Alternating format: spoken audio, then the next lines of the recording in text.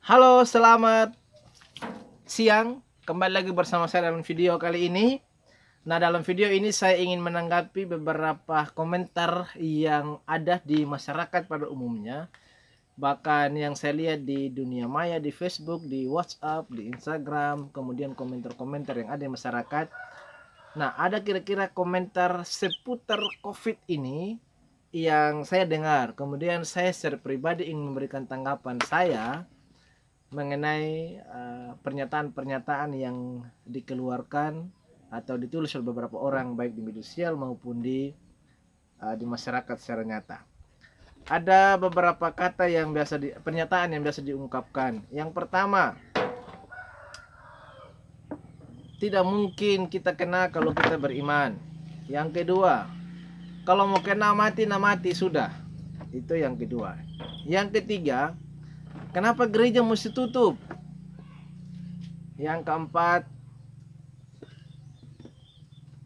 kenapa kita percaya pemerintah dengan himbauannya? Toh juga ini yang melakukan ini adalah pemerintah. Nah, ini saya kira kita perlu luruskan dan perlu ditanggapi. Yang pertama kita mulai dari kata kuncinya iman, ya. Berkaitan dengan iman mereka bilang, santai saja. Imanmu di mana? Pelayanan di mana-mana kok iman lemah. Bicara firman Tuhan kok takut. Nah, saat ini saya ingin memberikan tanggapan. Kalau beranggapan bahwa yang beriman tak akan mati jika terkena atau yang beriman tidak akan kena virus corona, terus Anda mau bilang bahwa yang sudah terkena dan yang sudah mati karena corona itu mereka tidak beriman, mereka tidak percaya Tuhan, atau iman mereka lemah. Nah, ini mesti dipikirkan kembali pernyataan-pernyataan yang kurang berhikmat dan kurang bijak disampaikan. Kemudian, iman juga itu bukan obat COVID-19. Beriman bahwa kita tidak mungkin kena, boleh juga. Tapi kalau memang Anda beriman teguh bahwa Anda tidak akan kena COVID-19 atau Anda tidak akan pernah terpapar virus corona ini, saya sarankan Anda daftar di tim relawan penanganan pasien COVID-19. Karena pasien COVID ini atau mereka yang sudah suspek ini, mereka yang sudah terpapar atau terkena virus corona. Dan kalau Anda beriman bahwa Anda tidak mungkin terpapar, silakan daftarkan diri Anda menjadi relawan untuk penanganan pasien COVID-19. Kemudian mau bilang kita beriman saja. Pernyataan ini bisa menjadi batu sandungan ketika Anda yang meneriakannya terkena dan terkapar tak berdaya. Orang yang sedang bertumbuh imannya menjadi ragu akan jalan imannya karena Anda, dan Anda bertanggung jawab masalah itu. Mungkin Anda berbicara karena Anda merasa beriman dan ada orang-orang di sekitar Anda mereka sedang ragu dalam perjalanan imannya. Kemudian Anda dengan enaknya menyatakan bahwa kita beriman, tidak mungkin kita kena. Apalagi yang terjadi berkaitan dengan iman ini, dan sebentar saya bicara tentang gereja ditutup juga. Mereka yang berteriak adalah orang-orang yang sebenarnya dari segi bergereja juga tidak gereja. Mereka juga hari-hari tindakan juga seperti orang tidak beriman. Tapi kok begitu ada COVID, mereka yang langsung menyatakan beriman tidak mungkin kita kena. Kalau memang beriman, contoh kecil. Anda sakit pilek atau batuk, respon yang ada apa? Anda butuh istirahat, Anda cari obat, kemudian dikonsumsi, istirahat cukup, kemudian Anda berharap untuk sembuh karena itu. Nah, kalau masalah yang sekecil itu saja, Anda sudah mencari solusi untuk bisa sembuh dan bisa lolos. Kenapa dengan masalah virus corona orang sedang mencari solusi dan himbauan Anda bilang bahwa kita dengan iman saja? Yang lain lagi, misalnya kalau Anda berkunjung ke tetangga Anda tahu bahwa di dalam rumah itu ada anjing yang sedang beranak, apa yang Anda lakukan?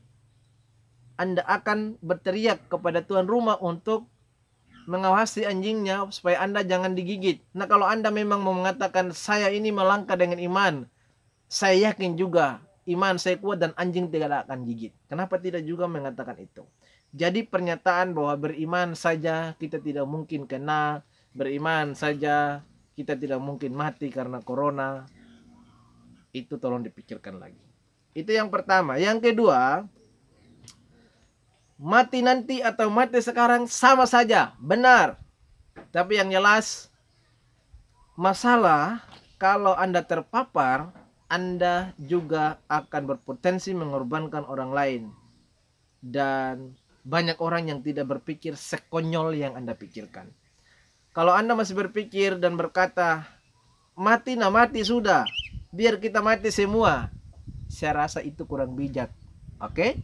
Jadi keluarkan pernyataan-pernyataan yang menguatkan, yang menolong orang mengetahui informasi yang terupdate atau informasi yang terbaru, supaya orang semakin waspada, orang semakin tenang. Kemudian berikanlah himbauan-himbauan yang positif sebenarnya. Jangan dengan pemikiran-pemikiran konyol, mati nah mati biar kita mati rame-rame. Ya, kau mati sekarang mati nanti juga sama. Itu saya rasa kurang bijak, bahkan kalau rasa-rasanya lebih tepat dibilang pernyataan yang bodoh. Kemudian ada juga yang memberikan komentar tentang ibadah gereja yang ditiadakan, atau ada beberapa gereja yang menutup tempat ibadah, beribadah di rumah saja. Ada juga yang memberi pemahaman begini, kok gereja takut sekali dengan virus corona, masa hanya virus corona gereja kok tutup?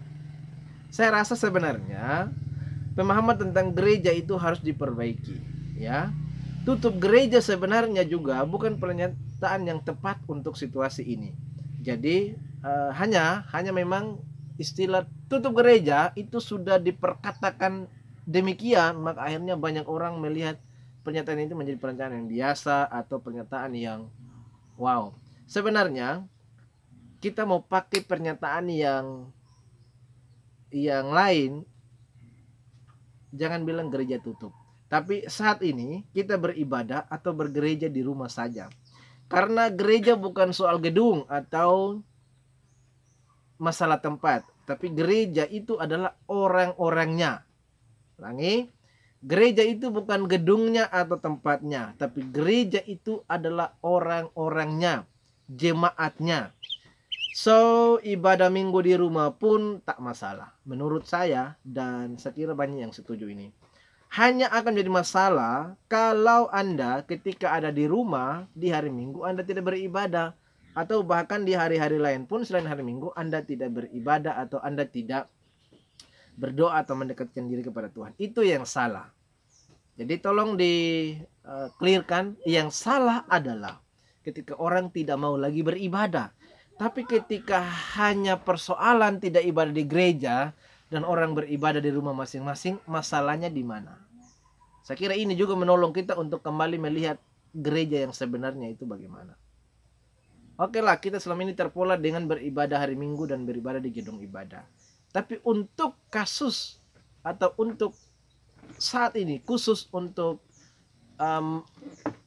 mencegah penyebaran virus corona atau membuat orang semakin tenang, tidak ada masalah kalau orang beribadah di rumah. Tapi tergantung pertimbangan situasi dan informasi yang ada. Oke. Kemudian ada juga pernyataan yang mengatakan begini. Pemerintah yang menghimbau kita disuruh berhikmat untuk melihat himbauan pemerintah dan mengikutinya. Toh juga yang melakukan ini adalah pemerintah. Nah, ini salah kaprah guys. Mungkin ya, saya coba luruskan maksudnya ya, walaupun salah kaprah. Mungkin maksudnya adalah ada kemungkinan penyebab COVID ini karena permainan kelompok tertentu atau pemerintah tertentu karena persaingan ekonomi, persaingan global atau persaingan politik dunia. Tetapi ini tidak bisa dijadikan satu alasan atau komentar untuk disampaikan secara umum atau disampaikan keluarga atau disampaikan, karena ini juga terlalu jauh kita bersikap. Virus corona depan mata dan kita masih berpikir bahwa ini persaingan global politik, ya. Itu bukan masalah kita di situ.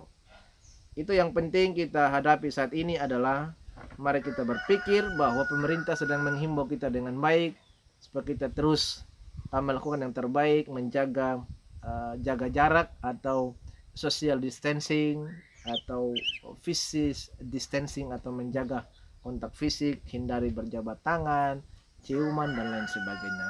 Itu himbauan yang ada. Jaga kesehatan diri dan lingkungan. Itu juga tidak masalah sebenarnya kita ikuti. Kenapa kita jadikan persoalan bahwa kita mau ikuti himbauan pemerintah? Tahu juga ini pemerintah yang adakan lah kira-kira. Pemerintah juga termasuk andil dalamnya.